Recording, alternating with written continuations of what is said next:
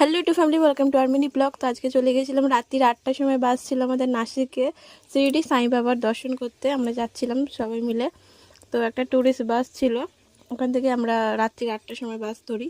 But সকালবেলা দেখতে আরও বেশি ভালো লাগছে। সকালবেলার ভিউটা দেখুন গাইস, কত সুন্দর লাগছে। আর আস্তে আস্তে পাহাড়ে যখন উঠছি আরোই ভালো লাগছিল।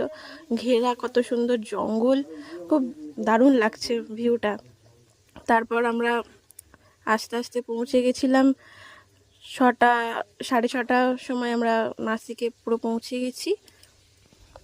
তারপর তো গাইস আস্তে আস্তে যখন পাহাড়ে উঠছিলাম অনেকটাই ভয় লাগছিল, আর বৃষ্টি পড়ছিল, কুয়াশাও অনেকটা, আর আঁকা বাঁকা রাস্তা, সেখানে একটু ভয় লাগছিল। তো লাস্টে যাই হোক ফাইনালি আমরা পৌঁছে গেলাম নাসিকে। তো নাসিকে সাইবাবা দর্শন করে আমরা চলে গেছিলাম সাইবাবার ভান্ডারাতে খাওয়া দাওয়ার জন্য। এখানে ফার্স্টে লাইনে টিকিট কেটে লাইন ধরে চলে গেলাম সাইবাবার ভান্ডারাতে। এখানে কত বড় হল একটা, খুব সুন্দর। এখানে খাওয়া রকম সব রকম ব্যবস্থা আছে, এখানে সব ভেজ সব রকম।